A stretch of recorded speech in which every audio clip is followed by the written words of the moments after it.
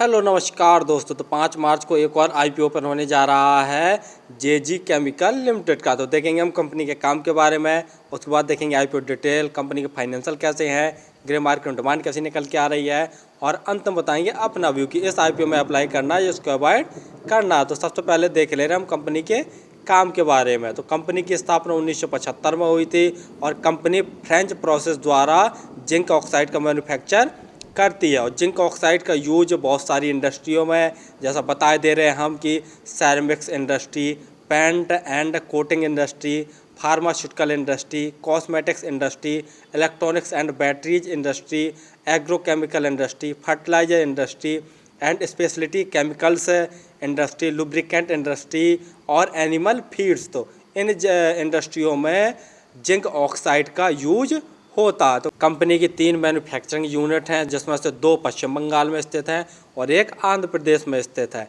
Company के clients में देख लिया जाए तो कंपनी के पास इंडिया में 200 लोकल क्लाइंट्स हैं और साथ साथ में 10 कंट्रियों के 50 इंटरनेशनल क्लाइंट्स यानी कस्टमर भी कंपनी के पास हैं। और अभी दिसंबर 2023 में देख ले रहे हैं तो कंपनी में 112 परमानेंट एम्प्लॉय काम कर रहे हैं और 100 से अधिक अप्रेंटिस के तौर पर कंपनी में काम कर रहे हैं। तो कंपनी का काम तो लगा आपको समझ में आ गया होगा कि कंपनी जिंक ऑक्साइड का मैन्युफैक्चर करती है और इसके क्लाइंट्स में जैसा बता ही दिया है कि 200 लोकल कस्टमर और साथ साथ में 10 कंट्रियों से अधिक में देख लिया जाए तो 50 इंटरनेशनल कस्टमर कंपनी के पास हैं। तो कंपनी का काम तो बहुत सही है। चलिए अब देख रहे हैं हम आईपीओ की डिटेल के बारे में।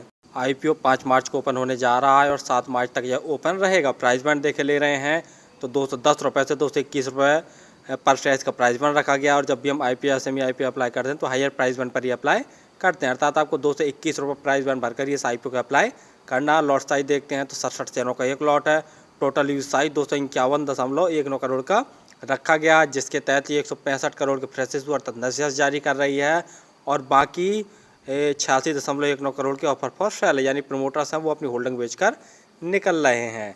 लिस्टिंग इसकी बीएसई और एनएसई दोनों पर होगी। अलॉटमेंट 11 मार्च को आपको पता चल जाएगा और यदि आपका आईपीओ अलॉट नहीं होता है तो 12 मार्च तक आपके पैसे रिफंड वापस आपके अकाउंट में आ जाएंगे। लिस्टिंग डेट 13 मार्च रखी गई है।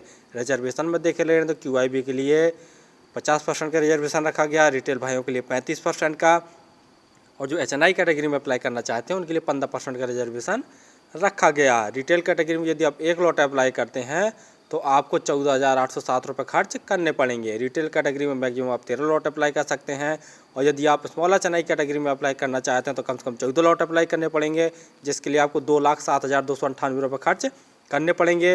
और यदि बिग एचएनआई कैटेगरी में अप्लाई करना चाहते हैं तो आपको कम से कम 68 लॉट्स अप्लाई करने पड़ेंगे, जिसके लिए आपको 10,06,876 रुपये खर्च करने पड़ेंगे। ROE 8.20% और ROC 11.86%, यानी ROE और ROC देखा जाए तो ठीक ठाक है, बहुत सही नहीं है। डेब्ट टू इक्विटी 0.11 है, EPS 11.01 तथा PE 20.08। PE वाइज देख लिया जाए तो बहुत ज़्यादा महंगी वैल्यूएशन पर अपने आईपीओ को लेके नहीं आए हैं। फाइनेंशियल देख ले, लेकिन फाइनेंशियल देखने से पहले आप हमारे चैनल को तो सब्सक्राइब कर लें ताकि आपको समय समय पर शेयर मार्केट संबंधी जानकारी, आईपीओ संबंधी जानकारी और एसएमई आईपीओ संबंधी जानकारी मिलती रहे। तो जो कंपनी के एसेट जैसा देख रहे हैं हम तो साल दर साल लगातार बढ़ रहे हैं। रेवेन्यू देखते हैं और जो अमाउंट दिए हुए हैं सभी के सभी करोड़ों में दिए हुए हैं। रेवेन्यू मार्च 2021 में कंपनी ने 440 करोड़ का जनरेट किया था। मार्च 2022 में बढ़कर इनका रेवेन्यू 623 करोड़ का हो गया। मार्च 2023 में कंपनी का रेवेन्यू 794 करोड़ का और दिसंबर 2023 6 महीने के अंदर ही कंपनी ने 491 करोड़ का नेट रेवेन्यू जनरेट कर लिया है। और प्रॉफिट आफ्टर टैक्स देखते हैं तो मार्च 2021 में कंपनी ने 28 करोड़ का नेट प्रॉफिट जनरेट किया, तो जो कि बढ़कर मार्च 2022 में 43 करोड़ का हो गया है। मार्च 2023 में कंपनी का रेवेन्यू 56 करोड़ के आसपास और दिसंबर 2023 यानी मार्च, अप्रैल, मई, जून, जुलाई, अगस्त, सितंबर, अक्टूबर, नवंबर, दिसंबर 9 महीने के अंदर कंपनी ने सिर्फ 18 करोड़ का नेट प्रॉफिट जनरेट कर पाया है। जैसा देख रहे हैं रेवेन्यू में तो काफ़ी अच्छा ग्रोथ देखने को मिली है, लेकिन प्रॉफिट आफ्टर टैक्स में दिसंबर 2023 में काफ़ी ज़्यादा गिरावट देखने को मिली है। नेट वर्थ देख रहे हैं तो वो भी साल दर साल बढ़ रही है। रिजर्व कंपनी का मार्च 2021 में 107 करोड़ का रिजर्व था कंपनी के पास, जो कि बढ़कर दिसंबर 2023 में 193 करोड़ का हो गया है। जीएमपी ग्रे मार्केट प्रीमियम देके ले रहे हैं तो 50 रुपये पर शेयर की ग्रे मार्केट में डिमांड निकल के आ रही है और 67 शेयर्स का एक लॉट है। तो 50 गुणा 67 करके देखते हैं तो 3,350 रुपये जैसा प्रॉफिट एक लॉट में दिखा रहा। परसेंटेज वाइज देखा जाए तो लगभग 22 से 23% जैसा प्रॉफिट निकल के आ रहा है।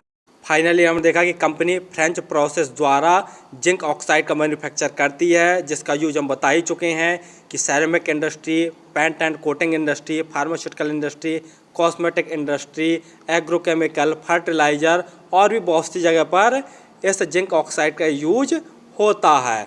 और कंपनी इंडिया के साथ साथ में 10 से अधिक कंट्रियों में भी अपने माल को एक्सपोर्ट करती है। तो कंपनी का काम तो सही है, डिमांडिंग वाला और फ्यूचर ग्रोथ वाला। दूसरा देखे ले रहे कंपनी के जैसे फाइनेंशियल देखे ले रहे हैं तो मार्च 2023 तक तो कंपनी का फाइनेंशियल सही है, लेकिन दिसंबर 2023 में जैसा देख रहे हैं तो इनके प्रॉफिट आफ्टर टैक्स में थोड़ा सा गिरावट देखने को मिली है। कंपनी के पास रिजर्व भी बढ़ा है, तो ये थोड़ा सा कंपनी के लिए पॉजिटिव पॉइंट हो जाता है। बाकी देखे ले रहे हैं तो जीएमपी के हिसाब से जीएमपी लगभग 22 से 23% जैसी निकल के आ रही है, तो जीएमपी में भी ठीक ठाक डिमांड है। तो फिलहाल तो मैं इस आईपीओ में अप्लाई करूँगा, लेकिन लास्ट डे ही अप्लाई करूंगा।